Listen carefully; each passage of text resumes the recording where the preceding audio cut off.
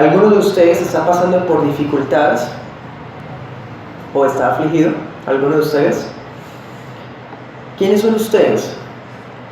¿A quiénes se le estaba hablando? Pues hermanos, inevitablemente llegamos a la conclusión de siempre, aunque parezca reiterativo. Verso 12 dice: sobre todo, hermanos míos.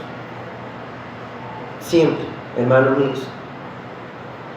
La palabra fue y está destinada para los hermanos míos. Entonces, le está hablando el pastor a la membresía de la iglesia. Le está hablando el pastor a los hermanos de la iglesia de Jerusalén. ¿Está alguno de ustedes pasando por alguna aflicción o dificultad? Mira la pregunta cómo la hace, hermanos. Es bastante humilde y sencillo. En cambio, hoy día, los falsos profetas, los falsos maestros se jactan y se paran y dicen: yo siento que hay alguien con dificultades, ¿sí? A mí me muestra Dios que fulano tiene aflicción. Eso en realidad lo que pretende es inflarse. Es una muestra de arrogancia, de creerse súper espirituales e iluminados. Los verdaderos pastores no tienen que hacer esos shows ridículos, hermanos, para traer consuelo a la iglesia. Santiago es tan humilde y tan sencillo que nos dice: yo siento y yo sé mi corazón, porque él como pastor los conoce. Él los conoce a los hermanos míos, él sabe quiénes son. Él sabe quiénes son la membresía de la iglesia. ¿Están pasando dificultades? Claro, Santiago lo sabe, él los conoce de primera mano. Pero lo pregunta de una manera humilde y sencilla, porque los hermanos míos debían examinarse cada uno personalmente. ¿Qué situaciones estaban pasando? Miremos, por ejemplo, hermanos, así en resumen. Ya después de 35 predicaciones hemos visto que no era una iglesia rica, no era una iglesia millonaria, no era una iglesia próspera materialmente. Era una iglesia, hermanos, que estaba pasando por qué. Miremos, 1:1, ¿qué dice? Yo, Santiago, esclavo de Dios y del Señor Jesucristo, le escribo esta carta a las 12 tribus, los creyentes que están dispersos. Están, hermanos, dispersos. Ya no podían mantenerse en un solo lugar, se habían tenido que ir. Lo más parecido es ser desplazados. En nuestra cultura, para poder entender un poquito, hermanos, lo que estaba pasando en la iglesia de Jerusalén, estaban siendo desplazados los hermanos por la persecución. Estaban perdiéndolo todo por ser cristianos. Entonces estaban siendo dispersos. 2:2. Supongamos que alguien llega a la reunión vestido elegantemente y con joyas costosas, y al mismo tiempo entra un pobre con ropa sucia. Ustedes le dan trato preferencial al rico, un buen asiento, pero al pobre le dice: quédate ahí. Habían pobres, y la mayoría lo eran. Pobres, con una fachada sucia, tal vez maloliente, y muchos eran miembros, pobres. 5:4. Así que escuchen, oigan las protestas de los obreros del campo a quienes ustedes les estafaron el salario. Estaban siendo explotados, no les estaban pagando. Trabajaban todo, hermanos, se daban completamente y no les pagaban. Y luego pregunta: ¿alguno de ustedes está pasando por aflicción? La respuesta, hermanos, obvia es sí. Sí están pasando por aflicción, hermanos, la iglesia. Y hoy no es la excepción. Todos hemos de pasar por aflicciones para poder ser parte del reino de Dios. Para poder entrar al reino de los cielos hay un filtro que se llama tribulación. Y aquellos que no quieran pasar por ese filtro no son dignos de entrar allá. Esa tribulación, hermanos, tiene múltiples manifestaciones, representaciones. Puede ser enfermedad, dolor, persecución, explotación, pobreza, dispersión, muchas cosas. Todo responderá a factores socioculturales, socioeconómicos, sociopolíticos. Es diferente, hermanos, una iglesia dispersa que sea de Venezuela, una iglesia cuya membresía de pronto tuvo que dispersarse por la situación, a una iglesia, hermanos, en Colombia, pongamos un ejemplo de actualidad. Una iglesia, hermanos, que tenga todas las comodidades y está llena de personas conformistas y negligentes, a una iglesia que tiene que sentarse en el piso y que todos ansían servir y sirven con el corazón. Entonces, hermanos, las situaciones responden a factores dependiendo de donde estemos ubicados. Y a la iglesia de Jerusalén, siendo la iglesia madre, le tocó las más difíciles de todas al comienzo. De todas maneras, sea cual fuera el tipo de circunstancia, el consejo que Santiago brinda es de gran consuelo y utilidad. Es así, hermanos, como cuando damos un consejo bíblicamente, sabemos que están nuestras palabras impregnadas con la voz del Espíritu Santo. Y esas palabras que Santiago le está dando a una iglesia que está sufriendo son palabras llenas de edificación, de consuelo, de utilidad. Por eso él puede decir, si alguno está en aflicción, o sea, él ya sabe que sí lo están.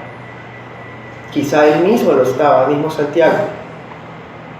Pero ese si alguno, hermanos, es una muestra de la sabiduría pastoral, la sabiduría de un pastor bíblico que busca glorificar al Señor y edificar a la iglesia. Ya miramos, sí había aflicción en la iglesia local, pero Santiago no se aprovecha de eso para mostrar poderío o gran discernimiento.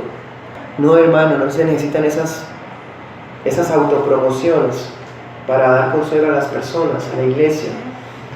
¿Qué decía 1:1? Yo soy esclavo.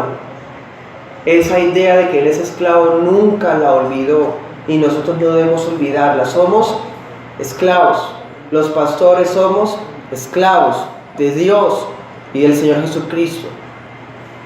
Por eso, hermanos, él habla de esa manera. Si alguno le deja la conciencia de cada uno examinarse a sí mismo para que pueda acercarse a Dios, como ya les había dicho. Miremos 4:10.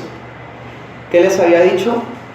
Humíllense delante del Señor y Él los levantará. Ya los había invitado a orar, ya los había instado a buscar al Señor, a humillarse, a abandonar esas pasiones que luchaban dentro de ellos, a dominar su lengua, a humillarse ante el Señor. Ya les había dicho. Pero es un tema, hermanos, tan requerido, tan necesario, que Él tiene que decírselos otra vez, pero ahora más claro. Ya les había dicho, humíllense, o sea, oren, para que dejen de ser tan carnales, pasionales, resentidos, amargados. Oren, humíllense al Señor. Pero ahora en el 5 les vuelve a decir, oren, porque, hermanos, esa es nuestra única esperanza. Es el motor de la iglesia, la oración. La oración es el oxígeno de la iglesia, porque es impresionante ver cómo en un solo versículo encierra la vida. Si alguno está afligido, y luego dice, si alguno está alegre. La vida, hermanos, tiene eso, tristezas y alegrías, pero en ambas circunstancias debemos orar. La oración no puede faltar cuando estamos alegres, y la oración no puede faltar cuando estamos tristes. No estamos llamados a orar solamente cuando estamos afligidos. Debemos orar cuando estamos alegres. En un solo versículo, hermanos, nos muestra la importancia de la oración. En cualquier tipo de circunstancia, la oración es una parte imprescindible en la vida del cristiano. El cristiano vive, hermanos, pegado a la oración. No se puede separar de ella. Pero teniendo en cuenta la situación particular de la iglesia local, él comienza ¿con qué? Con la aflicción. Quizá habían algunos hermanos alegres, sí, pero eran alegres a pesar de la aflicción. En el mundo tendrán aflicción, dijo el Señor en Juan. Miremos cómo empieza ya en el versículo 13. O sea, está hablando genérico, pero para que cada miembro en particular se autoexamine. Está afligido, ¿sí? O sea, comienza el tema o lo retoma con el tema de la oración. ¿Qué había estado hablando antes, hermanos? En el 12 había dicho que no debemos usar juramentos, ¿se acuerdan? También había dicho por allá en el versículo 9, no se quejen, no anden juzgando, ¿sí? O sea, en este capítulo 5, él ha hecho mucho énfasis en la forma de hablar, de cómo debemos hablar como cristianos. Esto otra vez da la impresión de que él hubiera terminado el tema y empezado uno nuevo, pero hay una conexión siempre. Y en este punto vemos que es una continuación de lo mismo, porque es como si Santiago estuviera diciendo: si alguno está afligido, ore. Mire la conexión. ¿Qué había estado diciendo? No se quejen, no juren. Ahora dice oren. Es la misma idea, es decir, el cristiano en la aflicción debe aprender incluso a hablar en medio de ella. Es decir, el justo ora con persistencia en lugar de maldecir cuando está sufriendo. El cristiano se mantiene en oración cuando está afligido, en vez de estar jurando, en vez de estar juzgando, en vez de estar quejándose. Entonces vemos que hay conexión. No es que él cortó el tema y se lo había olvidado. Espera a ver si alguno está afligido. No, es el mismo, hermanos. Es una unidad. Siempre la vemos. Entonces él sigue corrigiéndoles cómo es que se debe hablar. Y aquí aprendemos otra cosa. ¿Cómo debemos hablar? No quejándonos, no murmurando, no juzgando, ¿sí? Pero también aprendemos cuando estamos afligidos, cuando vamos a hablar es para orar. Nuestras palabras son dirigidas al Señor. En la aflicción hablamos. Bueno, eso por una parte. En el contexto inmediato se está hablando de la forma de uno expresarse, ¿cierto? Pero en el contexto de todo el libro hay un tema que también ha sido tocado muchas veces. Miremos 1:2. Y este pasaje lo retoma. O sea, este versículo está hablando de la forma de hablar, está hablando de la aflicción. Y aquí va a hablar de algo que ha hablado muchas veces ya en todo el libro. En el 1:2 que decía: amados hermanos, cuando tengan que enfrentar cualquier tipo de problemas, considérenlo como un tiempo para alegrarse mucho. El tema de las pruebas, tentaciones, lo está volviendo a tomar. O sea, él siente, hermanos, en el espíritu, que ya se va a acabar de escribir. Entonces estas últimas palabras, hermanos, son impresionantes porque son una conclusión precisa de todo el libro. Está invitándonos a orar, a hablar bien, a resistir en la prueba, en la tentación. O sea, está resumiendo todo lo que ha dicho, hermanos. 35 predicaciones que nosotros hemos hecho, él las está resumiendo en ese pasaje. Entonces, les había instado a que se gozaran en diversas pruebas, a que tuvieran una alegría incontenible en medio del dolor. ¿Se acuerdan esas prédicas, las primeritas? Que eso era algo impensable, alguien gozarse cuando está triste, gozarse cuando está sufriendo, que es algo que los del mundo no pueden entender. Él, hermanos, está diciéndoles a ellos: permanezcan gozosos. Pero hay un problema, hermanos. El mayor problema de eso, para poder lograr eso, somos nosotros mismos. Se nos dificulta mucho permanecer siempre gozosos. Es muy difícil. Filipenses, Santiago, se nos ha hablado mucho de que estemos gozosos, que estemos gozosos, que estemos gozosos, pero es muy difícil, hermanos. Somos personas emocionalistas, cambiantes, volubles. Debido a las circunstancias que estemos pasando, debido a nuestra propia debilidad, a la corrupción de nuestro corazón, a nuestras propias palabras dañinas, a nuestros pensamientos, hermanos, no podemos mantener ese gozo como quisiéramos y como se nos ordenó.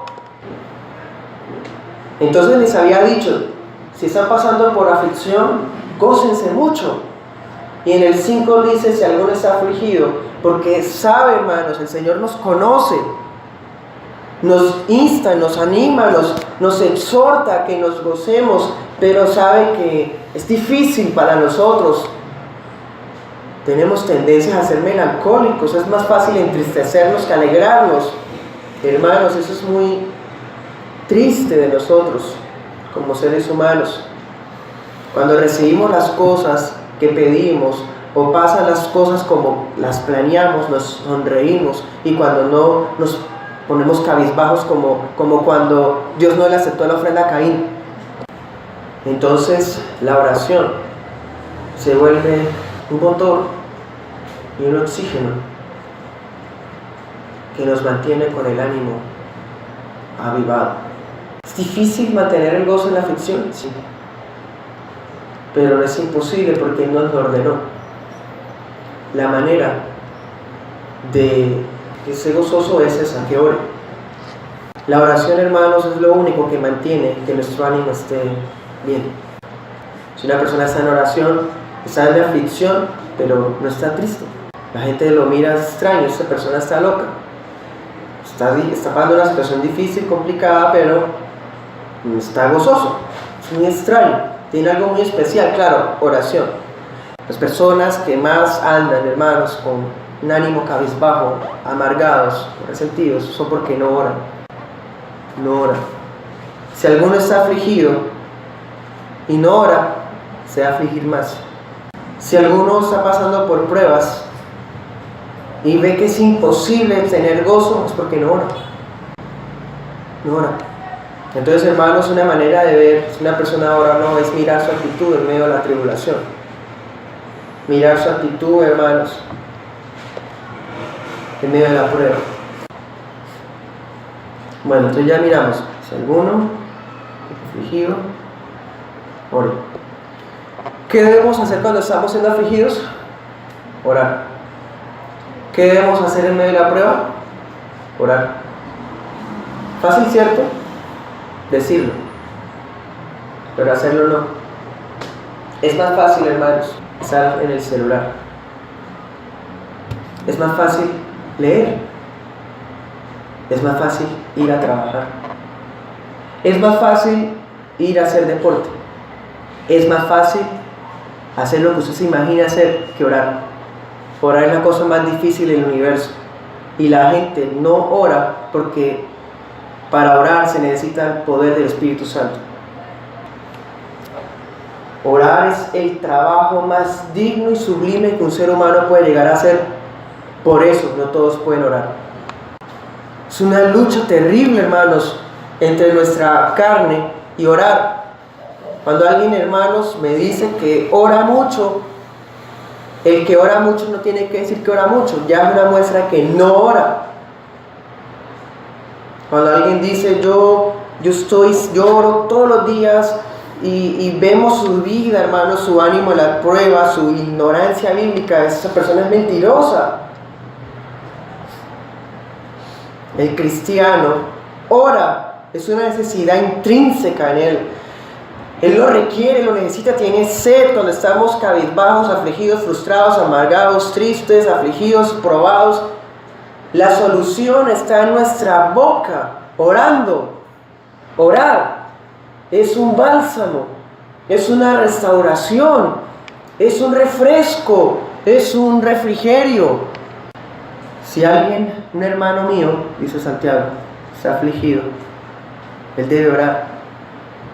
Debe hacerlo, es una orden, pero él también lo va a hacer.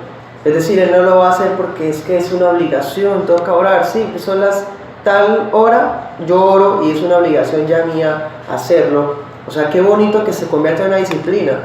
Esa será la disciplina más difícil en la vida. Usted podría hacer, hermanos, ejercicios incluso con un horario determinado, pero mantener en una disciplina para orar, eso es más difícil que ir a la guerra. ¿Cómo sabemos si en medio de la aflicción estamos orando correctamente? Miremos, hay mucho que hablar, hermanos, de esto, pero miremos solo dos características que resumen el tema. Corintios 14:15. Oraré en el Espíritu y también oraré con palabras que entiendo. Cantaré en el Espíritu y también cantaré con palabras que entiendo. Mire que hablan los términos de Santiago. Santiago que decía, ore y cante, ¿no? Y aquí Corintios está hablando de eso, ore y cante. Pero ¿cómo? O sea, ¿qué debo orar? ¿Qué debo cantar? Lo que entiendo. que cuando yo estoy hablando, mis palabras, yo entiendo qué es lo que yo estoy hablando. Es decir, la oración debe ser practicada de manera inteligible, es decir, que se comprenda. No es un rezo, como hacen, hermanos, en el paganismo. El hinduismo tiene una sartra, el islamismo tiene una sartra y el catolicismo romano tiene una sarta. ¿Qué es eso? El rosario. Son unas pepitas que simbolizan unos rezos y oran. Esas tres religiones paganas tienen eso. El justo no ora como los paganos. Ora de manera que se comprende. Él sabe lo que está diciendo.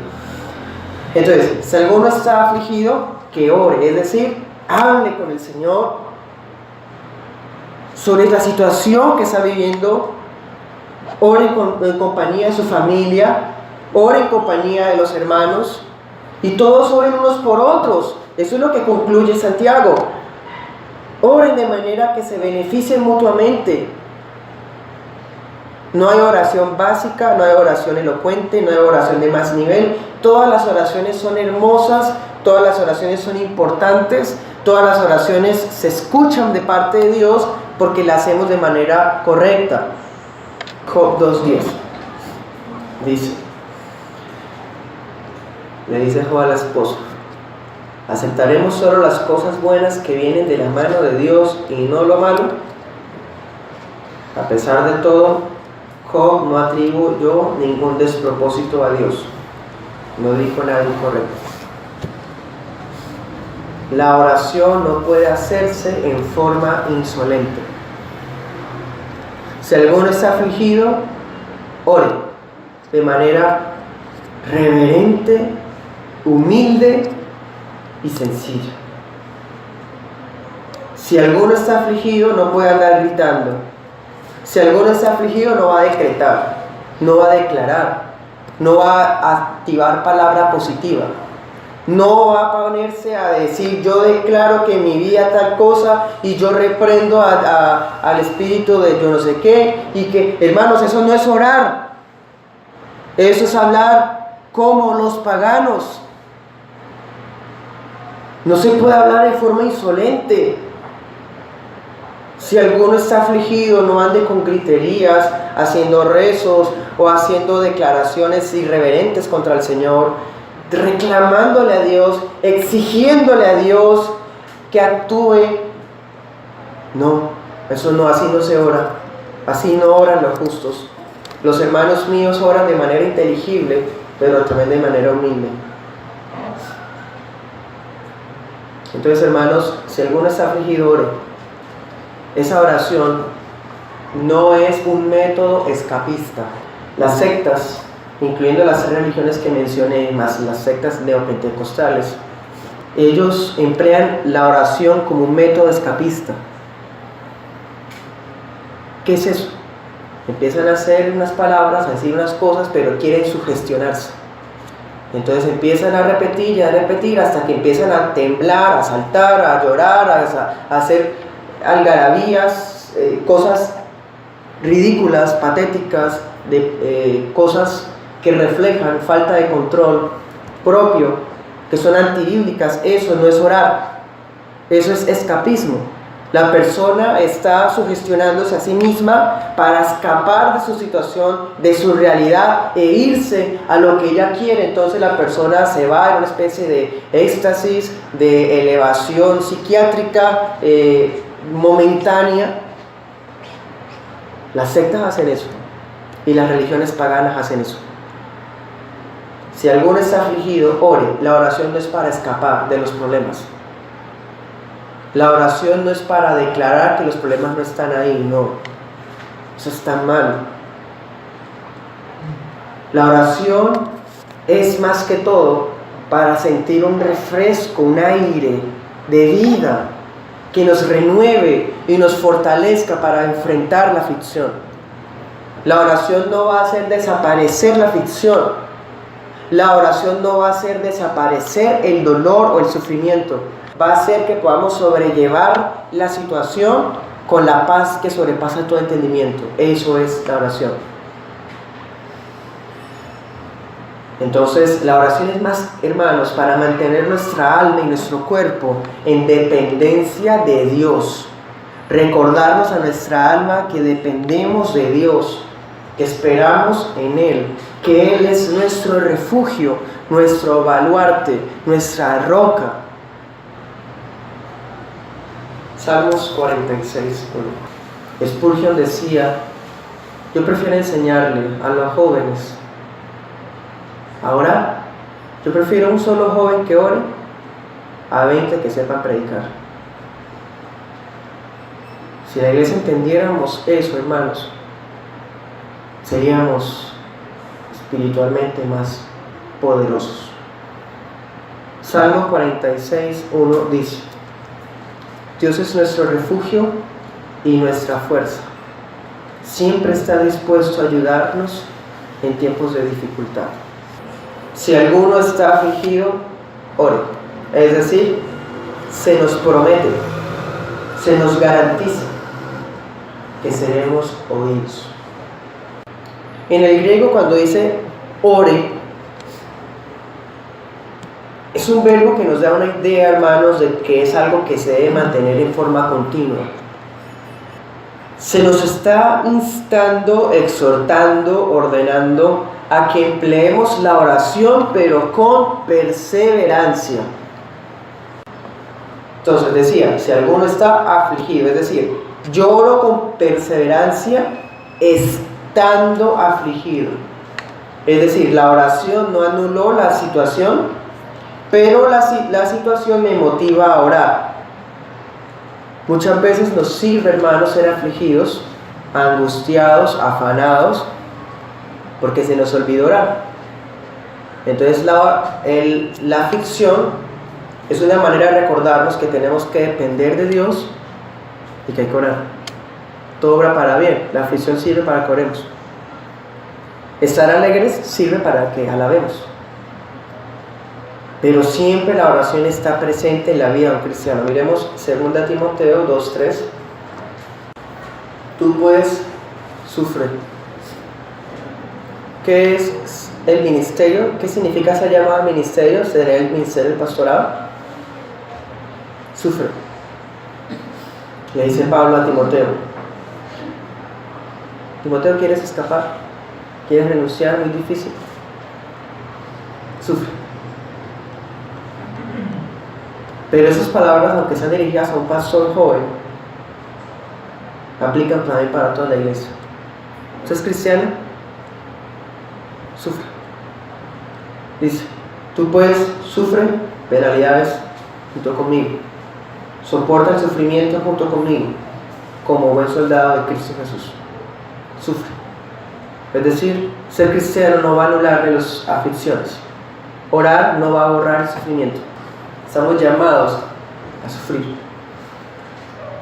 Pero ese sufrimiento, hermanos, tampoco es la idea budista que toda la vida es sufrimiento, decía Buda. No, tampoco, de esa manera es fatalista. La aflicción es un filtro para entrar al reino de los cielos. Es un medio de gracia que nos va a refinar para alcanzar una imagen que tiene solamente Cristo. Y los sufrimientos, hermanos, nos recuerdan que la vida es una guerra espiritual. Entonces, lo que Santiago está diciendo es: ¿están afligidos, hermanos? No se nos olvide que estamos llamados a sufrir. Y como estamos llamados a sufrir, hay que orar para lograr sufrir con dignidad, para lograr sufrir como está escrito y no sufrir de una manera que nos dañe el corazón o la vida.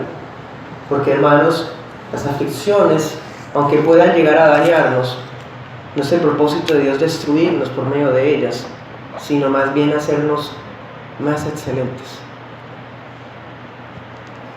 Y ese propósito se cumple más rápido cuando acompañamos la aflicción con la oración. Volvamos a Santiago. Entonces, vemos que Santiago resume la vida en aflicción y alegría, pero que en ambas situaciones se debe estar en oración. Pero ahora entremos al tema de la alegría. Ya hablamos un poquito acerca de la aflicción, complementando lo que ya se hablaba en predicaciones de antes, cuando hemos hablado de las pruebas, de las tentaciones. Ahora él dice que si alguien está alegre, si uno de los hermanos está alegre. Entonces, el que está afligido, ore. Y el que está alegre, la orden es que, dice, cante alabanzas. Vamos a Efesios 5:19. Sean llenos del Espíritu Santo, cantando salmos, himnos y cantos espirituales entre ustedes como iglesia, haciendo música al Señor en el corazón. ¿Se acuerdan que yo les he dicho que históricamente se ha dicho que hay contradicciones entre Pablo y Santiago? Hermanos, a esa altura hemos visto que eso es mentira, no es cierto, hablan casi lo mismo. Santiago está hablando de eso en el 13 y en Corintios 15 Pablo dice lo mismo. Santiago está invitándolos a cantar y Pablo hace lo mismo en Efesios, en Colosenses. Hay unidad, no hay contradicciones. Es bastante pobre e ignorante creer que hay contradicciones entre los autores de la Escritura. Entonces, la invitación es ¿a qué? A cantar alabanzas. En el griego, ese cante alabanzas es una sola palabra y significa hacer melodías de gratitud. Hacer melodías de gratitud al Señor. Esa palabra griega también puede interpretarse de dos maneras. Hacer melodías, uno puede pensar, puedo hacerla con un instrumento. Entonces en el griego se puede dar la idea de que la persona puede hacer cánticos usando instrumentos. Y la otra es, hago melodías sin necesidad de depender de un instrumento. Entonces el énfasis aquí no es el de usar o no instrumentos, sino que sea la posibilidad. Y cualquiera de las dos, lo importante es hacer melodías de gratitud al Señor. Es decir, si alguien está alegre, cante alabanzas, haga melodías al Señor. Esa palabra griega se relaciona con el teñir de un arpa, hacer melodía.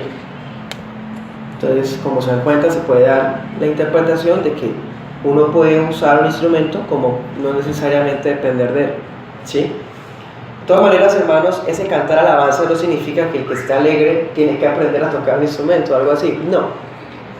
Pero sí mostrar esa alegría y derramársela a Dios en forma de una canción. Puede ser espontánea, puede ser basada, como decía Efesios, en salmos, puede ser un himno, un cántico espiritual. Cante al Señor. Bueno, entonces vemos cómo, hermanos, sea que estemos felices, sea que estemos afligidos, la oración debe estar con nosotros. Primera Tesalonicenses 5:17, que dice: oren sin cesar. Orad sin cesar. Tesalonicenses 5:17. Orad sin cesar. Santiago ya nos explicó qué significa. En la aflicción y en la alegría. Un ejemplo de aflicción, Santiago, que va a poner, va a hablarnos de la enfermedad. Entonces la aflicción no solamente es la dispersión, la explotación, la pobreza, sino también la enfermedad. Pero sea, hermanos, cual sea la situación, la oración debe ir acompañándonos. Orad sin cesar. ¿Está enfermo alguno de ustedes?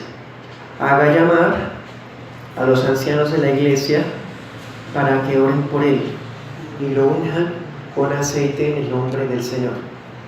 La oración de fe sanará al enfermo y el Señor lo levantará. Y si ha pecado, su pecado se le perdonará.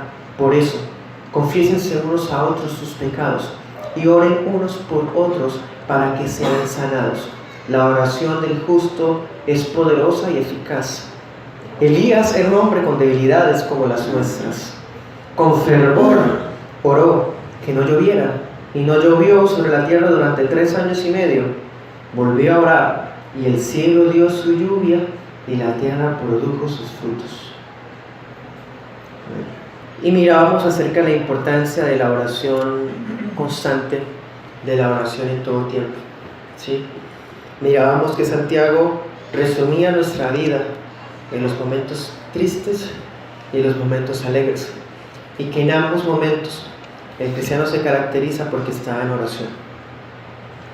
Entonces en el versículo 14, un ejemplo de una situación de aflicción es la enfermedad.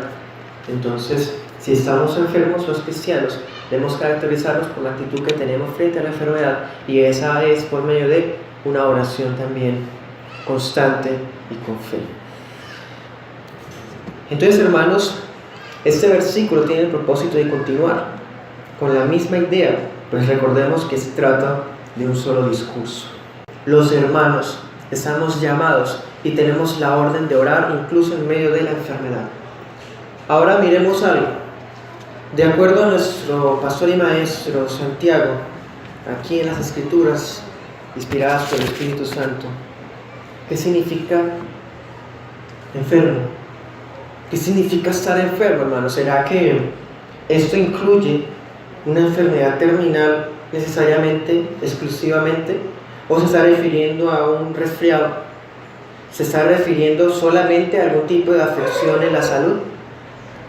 Pues, hermanos, vamos a mirar que la enfermedad de la que Santiago está hablando aquí es algo que incluso tiene relación con el estado emocional de una persona. Entonces, no exclusivamente Santiago está hablando de que si alguno está enfermo, necesariamente su salud física, ore, sino que el que está enfermo, incluyendo en su estado emocional o psíquico, como dirían hoy día, también eso Santiago lo llama como enfermo. Es más, esa palabra enfermo significa también débil o fatigado. Dice el contexto, puede ser por el pecado, y vamos a mirar otras posibilidades. O también una persona que está fatigada, está cansada, está agotada. La iglesia, ya vimos en nuestras predicaciones ya 3 años, cómo estaban viviendo. Muchos quizás estaban bien en salud, pero sus corazones y sus almas estaban cargadas, estaban enfermos emocionalmente, estaban fatigados. Hoy lo llaman estrés, hoy lo llaman ansiedad, y son cosas, hermanos, que no podemos negar. Son realidades de la vida del ser humano. Quizás habían hermanos en depresión, quizás habían hermanos fatigados, tristes, melancólicos. Eso Santiago está hablándole también a ellos, como una muestra de la aflicción que estaban viviendo. La iglesia estaba, o por lo menos varios miembros, estaban teniendo esa actitud, que pareciera que estuvieran enfermos, pero en realidad era algo emocional. Entonces, hermanos, estas palabras de Santiago se aplican también en todos esos términos. Pongamos un ejemplo. En Santiago 5, recordemos que había unos jornaleros que habían trabajado, allá en el versículo 4, no les habían pagado. Habían dado su fuerza laboral, su tiempo laboral, y no se les habían pagado. Entonces podemos imaginarnos la situación individual de ese hermano que fue estafado. ¿Cómo estaba el hermano? Quizás estaba fuerte, quizás ese hermano podía seguir trabajando, pero de pronto estaba desanimado, decaído. Entonces Santiago, cuando dice si está enfermo, ore, llame a los ancianos, también está incluyendo a ese hermano que está así, hermanos. Entonces, si algún hermano está enfermo, ya sabiendo lo que significa, el hermano es el que tiene un deber, es una orden. ¿Qué debe hacer el enfermo? Debe llamar a los ancianos de la iglesia para que oren por él. Dice la versión internacional, haga llamar, mande llamar, algo así como tráiganlos, háganles saber que están enfermos para que, yendo los ancianos, oren por aquel que está enfermo. Entonces vemos, hermanos, vamos desarrollando poco a poco, porque en estas líneas hay muchas cosas. De hecho, les adelanto lo siguiente. Roma tiene muchas ideas de esos versículos. De aquí sacan la doctrina de la confesión sacerdotal, de aquí sacan la doctrina de la extrema unción. Entonces vamos a tratar de ir poco a poco para ir mostrando la interpretación exegética correcta y también para tumbar esas ideas de las cuales estamos rodeados, porque aquí en ese país, hermanos, Roma sigue siendo mayoría. Alguno está enfermo, mire que deja la oportunidad que se responda. Recordemos, si alguno está afligido, que ore. Si alguno está alegre, que cante alabanzas, ¿cierto? Santiago no les habla en forma genérica. Santiago les está hablando, sí a todos, pero pensando en cada uno individual. Esa es la mentalidad de un pastor, hermanos. El pastor debe hablar pensando en todos, pero cuando habla a todos, debe estar calificado para que lo que hable sea tan suficiente que le llegue a todos. Eso es lo que Santiago está haciendo. Entonces, habla, si alguno, le está hablando a un conglomerado, si alguno está enfermo, o sea, el que está enfermo es el único que sabe que está enfermo. Entonces yo escucho, si alguno está enfermo, yo lo estoy. Entonces, ¿qué debo hacer? Voy a orar, sí, pero como iglesia hay otro compromiso mutuo, tanto del enfermo miembro como el de los miembros que están saludables o fuertes. ¿Cuál? Que el enfermo debe saber a los hermanos que está enfermo, y los hermanos entonces tienen ese compromiso de orar mutuamente. Eso, hermanos, es la iglesia. Lo que en resumen es la relación de la iglesia con los enfermos. Conste, hermanos, que Santiago está diciendo en el 13, si alguno de ustedes, en el 14, si alguno de ustedes. Hemos mostrado que ese ustedes está en el versículo 12, sobre todo hermanos míos, o sea, son los miembros de la iglesia, miembros de la iglesia local. Si un miembro está enfermo, si alguno de ustedes, 3 veces seguidas lo dice Santiago, es decir, de entre los miembros, es un compromiso entre miembros. Claro, hermanos, si hubiese algún prójimo al cual estamos compartiendo el evangelio y esta persona enferma, es una oportunidad que quizás Dios permita en su providencia para quizás sanarlo por medio de la predicación, o quizás que su alma sea salvada al último momento de una manera prudente. Es posible, hermanos, pero la prioridad, como siempre, está en los hermanos, como dice Gálatas 6. Dice, en tanto depende de ustedes, háganle bien a todos, especialmente a los de la familia de la fe, y eso incluye nuestra relación con los que están enfermos. Entonces, el que está enfermo debe hacer saber a alguien en especial, antes de contárselo a un hermano comunicativo, para que pase, hermanos, el recado por 5 personas. El deber es que el enfermo haga llamar a los ancianos directamente. Miren que hay un intermediario. Claro, se supone que si está enfermo está en la casa, está quieto, está convaleciente. Entonces haga llamar. En este tiempo, hermanos, no había WhatsApp, no había Messenger.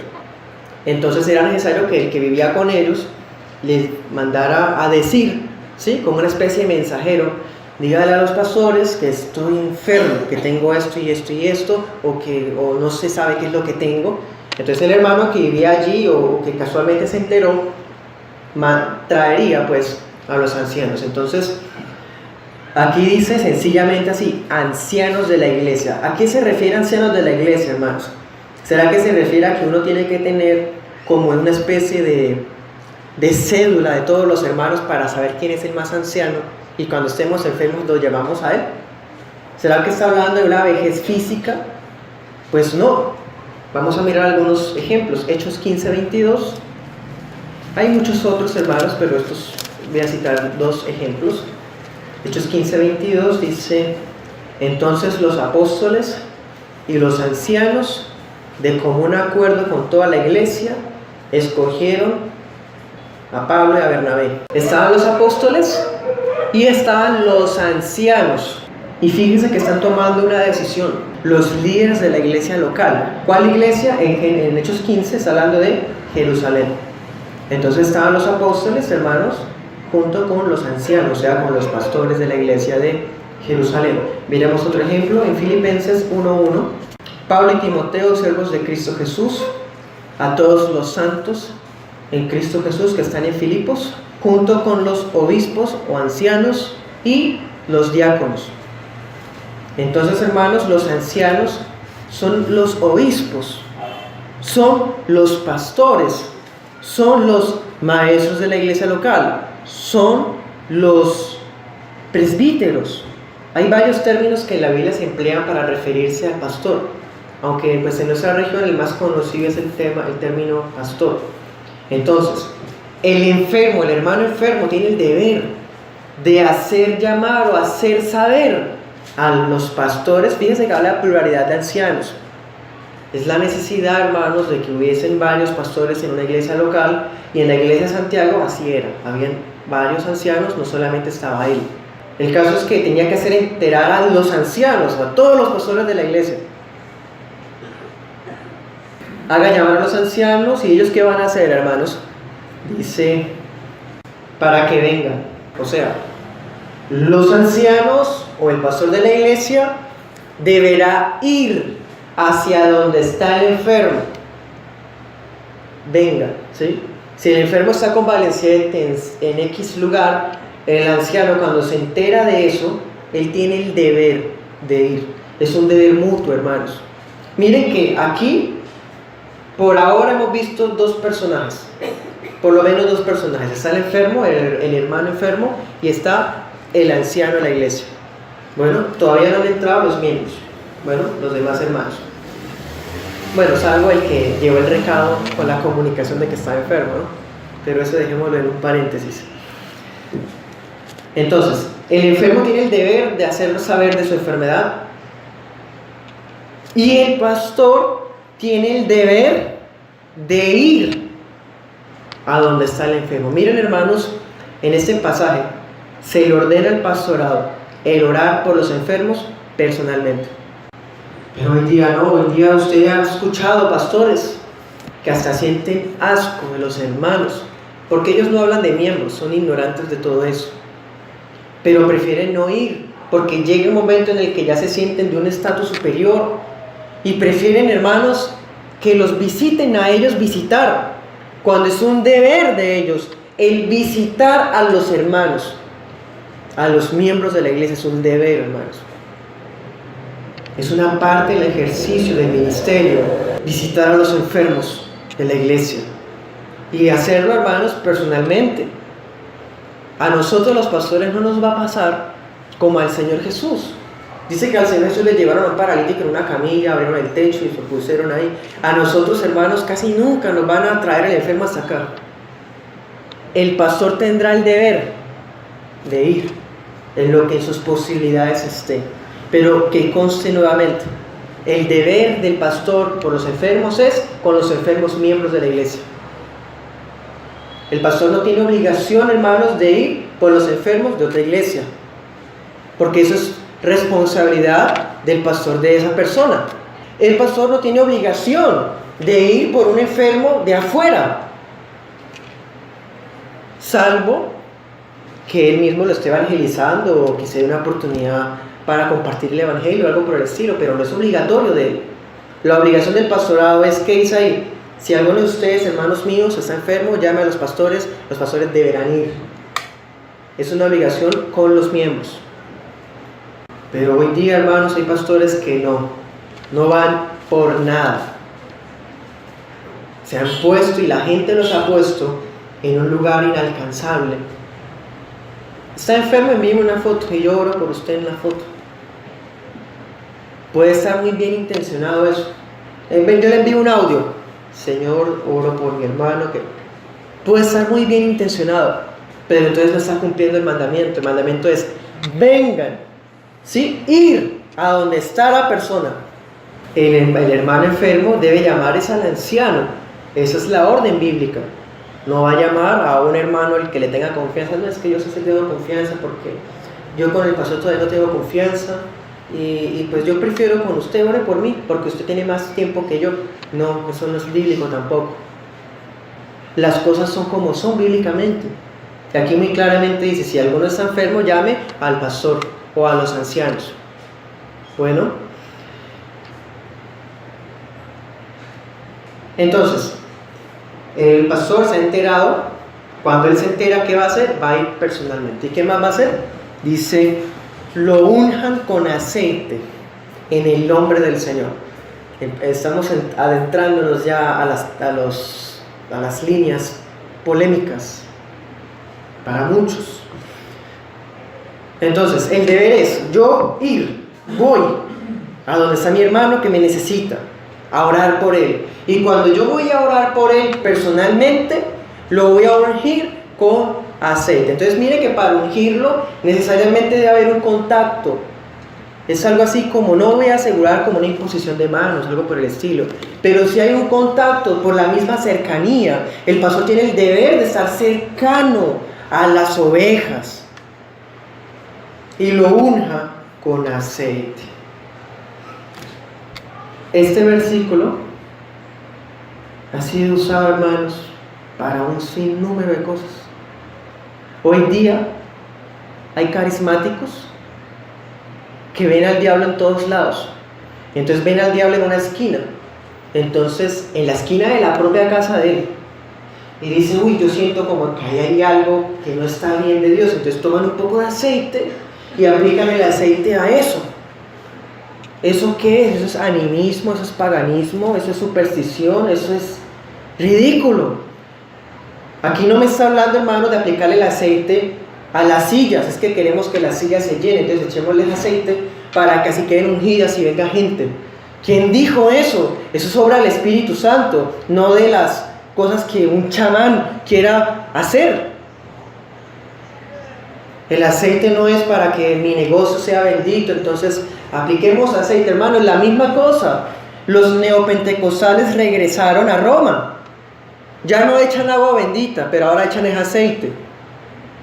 Entonces cuando se cambian de casa llaman al pastor para que el pastor eche aceite en las paredes de la casa, hermanos. Eso es ridículo. Pero eso es producto de una iglesia ignorante, hermanos, si es que se le puede decir iglesia.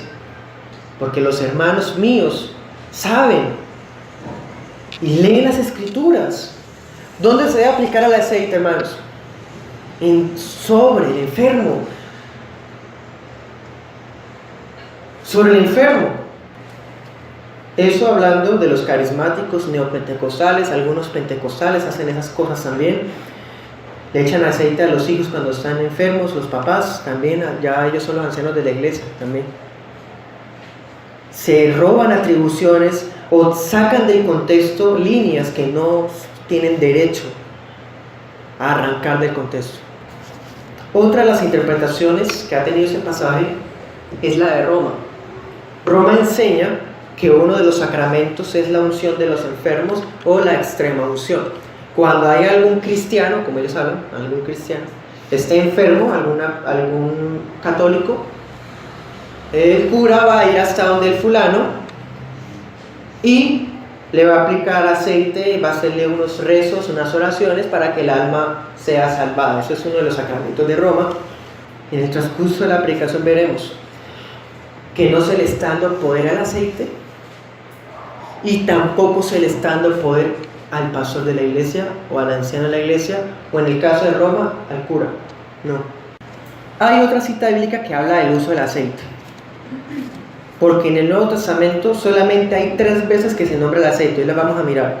Vemos la de Santiago, y esta de Santiago es como la que más se presta para malas interpretaciones, pero para interpretar la de Santiago vamos a usar la de Marcos y la de Lucas. Miremos la de Marcos, Marcos 6:13. En esta ocasión están los 12 apóstoles, ¿no? Y dice, expulsaban a muchos demonios, sanaban a muchos enfermos, ungiéndolos con aceite. Bueno, esa es la otra vez que aparece el uso, la referencia al uso del aceite en la imposición de manos a un enfermo. Entonces nos da la idea, hermanos, de que los apóstoles están predicando en las ciudades o veredas y hay gente que está siendo exorcizada o liberada de demonios y otros están siendo sanados. Casualmente, hermanos, o por lo menos aquí se dice que estaban usando aceite sobre los enfermos. Bueno, y sanaban. Está hablando de los mismos términos de Santiago. ¿Qué ha dicho Santiago? Que el Señor lo levantará. O sea, Santiago está asegurando la sanidad, igual que en Marcos 6 sucedió la sanidad. Pero vamos poco a poco, hermanos, porque es importante. El uso del aceite no es lo que sana. Si nosotros le diéramos importancia al aceite, o si por ejemplo un hermano me llama hacia mí a ir a orar por él porque está enfermo y se me olvidó llevar el aceite, y allá tampoco hay aceite, entonces, hermanos, ¿qué pasa ahí? Hay desobediencia a la palabra, no va a haber entonces sanidad.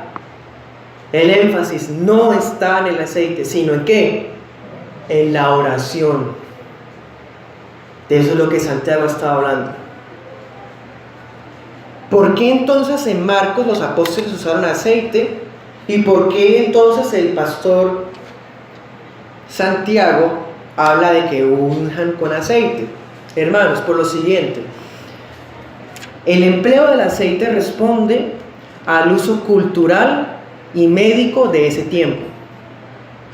Es decir, a ver, voy a poner un ejemplo así más contemporáneo. Si uno va al médico, hermanos, y le habla al médico general sobre ciertas dolencias, ¿cuál es la medicina más segura que le van a enviar? Acetaminofén. ¿Cierto? Entonces, resulta que esa pastilla, que en su momento fue bastante útil, hoy día pues se sigue empleando para dolores o malestares generales, ¿cierto?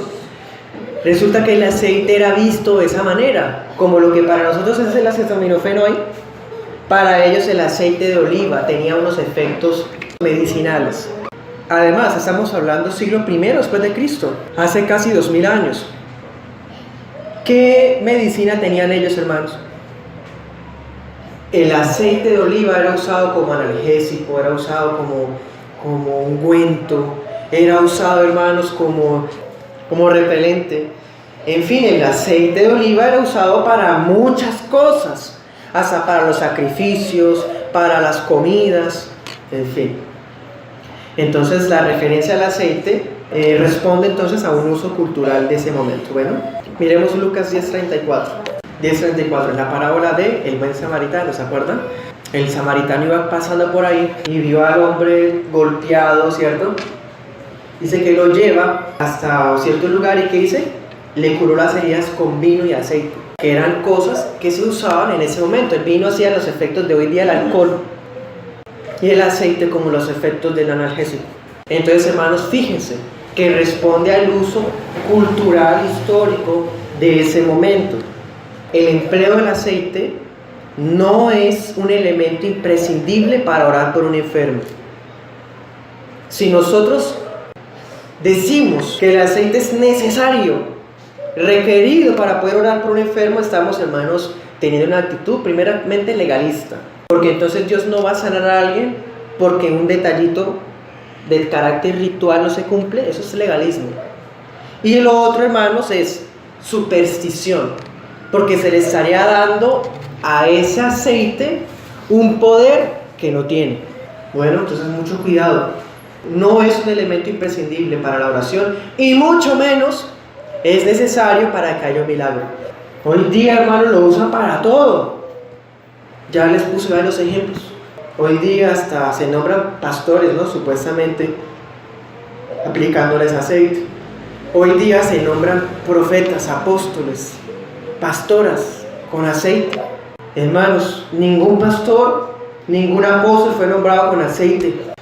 Están remedando los levitas, los sacerdotes de Levítico. Ahí sí se usó, pero era algo, hermanos, de allá.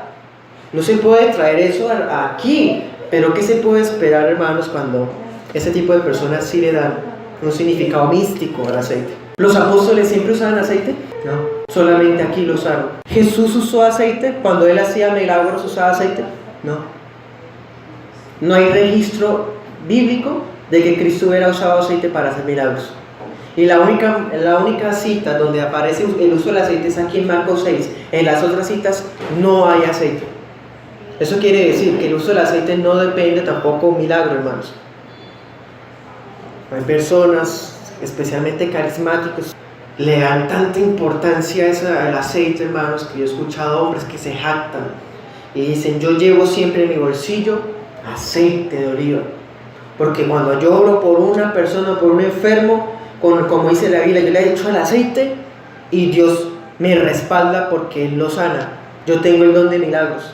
Yo he escuchado, hermano, gente que habla así, empezando que no es anciano en la iglesia, se le cae toda su idea. Pero hoy día, hermanos, como cualquiera quiere ser anciano o lo practica cuando no está llamado, tristemente también se ve eso. Entonces, el uso del aceite en el pasaje que estamos estudiando responde que es más bien como una invitación a hacer el uso adecuado de los medios médicos que tenemos a nuestro alcance.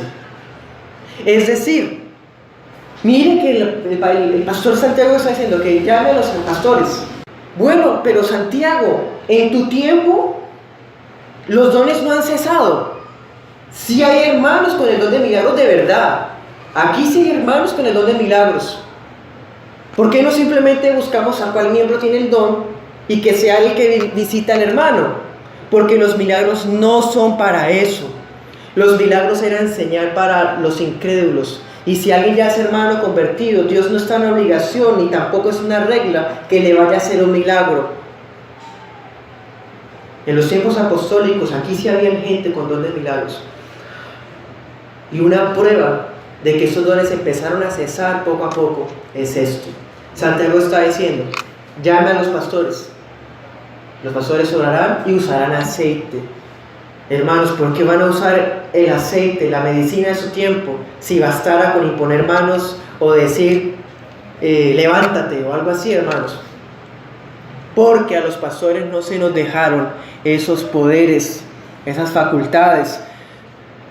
No tenemos esas atribuciones de ir a declarar sanidad de aquí y por allá, pararse en las esquinas a prometerle milagros a las personas. Eso no es bíblico. Ese es el proceder de charlatanes que hablan mentiras. Pero bíblicamente no es así. Entonces, nosotros hoy día no vamos a necesitar de forma imprescindible el aceite. ¿Eso qué quiere decir? Que si un miembro de la iglesia enferma, él tiene que ser prudente y responsable de su propio cuidado. Es decir, use la medicina que tenga a su alcance, que el médico especialista le envió, ¿sí? Eso es lo que la enseñanza nos está dejando, hermanos. No porque entonces somos cristianos, entonces Dios va a estar en la obligación de darnos milagros y que cuando oremos por un hermano enfermo, Dios lo va a levantar porque es que no acepta un no por respuesta tuya, Dios. Impresionante, hermanos. Hay gente que habla así. Entonces, mire, usamos los medios médicos que tenemos a nuestro alcance y a la vez oramos. Porque dice, oren por él y únjanlo. No es como una ayudita, o sea, la persona tiene dudas, es incrédula. Entonces yo le echo el aceite para que crea. No, hermanos, no es tampoco una ayuda de la fe, tampoco. Porque cuando pasa eso, entonces las personas empiezan a creer en el aceite, en el que Dios sana, sí, pero Él tiene que sanar solamente cuando hay aceite. No. La idea del autor es resaltar la oración y no al aceite, y eso se corrobora porque Cristo ni los apóstoles dependieron de su uso para hacer milagros. Eso era un don del Espíritu que Él daba cuando quería, hermanos. Aquí vemos, Dios no lo da. ¿Había en la iglesia de Jerusalén personas con el don de milagros? Claro, hermanos. ¿Qué acabamos de ver en Hechos 15? ¿Que estaban quiénes? Los apóstoles. En la iglesia de Santiago, hermanos, quizá había un apóstol. Él tenía el don. Pero no se promete eso porque ese don iba a cesar poco a poco y para el día de hoy ya no está vigente. Este pasaje, hermanos, tampoco está hablando de que el aceite sea como una preparación para el que se está muriendo, como lo de la extrema unción. Entonces la persona está moribunda, está en sus desahuciado y al aplicarle el aceite entonces lo estamos preparando para que cuando llegue al cielo. Hermanos, eso se parece al budismo. El budismo hace rituales para que el alma del fulano vaya a la luz. No necesitamos esos elementos. Porque el hecho de que estemos en paz con Dios es suficiente preparación ya para la eternidad, hermanos. Todo cristiano está listo para la eternidad en el momento en el que cree en Cristo. El pasaje, hermanos, está prometiendo, eso es bastante fuerte, lo unjan con aceite en el nombre del Señor. Entonces fíjense que se hacía en el nombre del Señor. ¿Cuál Señor? Señor Jesús. Bueno, 15. La oración de fe sanará al enfermo. Ahí viene otra parte, hermanos, polémica. Porque podemos ver que se está prometiendo que va a haber sanidad, que el enfermo se va a levantar de su estado. Entonces, cuando alguien se encuentra con estas líneas, pensemos en un carismático, ¿qué va a decir? Yo voy y oro, aplico aceite, le hago la oración de fe y a sanarlo. Entonces, la fe se desvía. Ya no solamente creen que el aceite es el ungido, el del poder, sino que ahora el que tiene el poder es la oración de fe. Entonces la oración de fe ya no solamente salva a la gente pasando al frente, sino que la oración de fe también salva a la gente cuando está enferma. No se está hablando de eso, hermanos. Dice más adelante, si ha pecado, su pecado se le perdonará. El hermano que estaba enfermo y que en su providencia Dios quiso sanar, después de que el anciano oró por él, usando o no el aceite, o usando los medios médicos a su alcance, hermanos, Dios sana a la persona y la perdona. ¿Pero por qué? ¿Por el ritual que se lleva a cabo? No, porque la persona se arrepintió. Dice, si hubiera pecado, su pecado se le perdonará. Entonces aquí el énfasis es, la persona se levantará de su estado de enfermedad, de debilidad, de fatiga, que quizás se lo trajo el pecado. Y la oración de fe, después de la oración, después de haber ungido, después de haber orado por él se levantará. ¿Por qué? Porque se arrepintió. Ahora en el versículo 16 dice, confiésense unos a otros. Aquí ya entra la membresía. Oren unos por otros. La oración del justo puede mucho. Entonces miren que la membresía entró, los otros hermanos, después de que se visitó al enfermo por parte del pastor.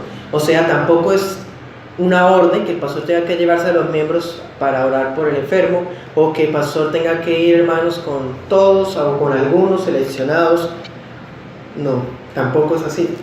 Pero posterior a eso que haya ocurrido, entonces la persona se levantará por su propio arrepentimiento y porque los hermanos están orando por él en forma unánime. Es decir, mientras el pastor está orando por el fulano, por nuestro hermano, la iglesia está orando por el hermano también. De esa manera, hermanos, el pastor bíblico nunca va a decir, es que cada vez que yo oro hay un milagro. Dios sana porque Él me respalda a mí, me ama mucho a mí. No, hermanos, tampoco es así. Se supone que si estamos orando por un enfermo, no es por quien yo sea, así como no es por el aceite, así como no es por la oración de fe, así tampoco es porque sea el pastor el que está orando, hermanos. Las tres no tienen poder. El poder es de Dios y punto. Entonces, mientras el pastor está orando por el hermano enfermo, los otros hermanos se supone que están orando por él. Quizás la membresía se entera también de que está enfermo, porque si hay muchos ancianos, tal vez alguno de los ancianos de la pluralidad le comunica a los miembros lo que está pasando. Quizá hoy día es más fácil, hermanos, porque por nuestro chat de membresía podemos comunicarnos de ese respecto, como se ha hecho. Hay un chat que usamos para los asuntos generales, donde publico el cronograma, y hay un chat donde solamente están los miembros.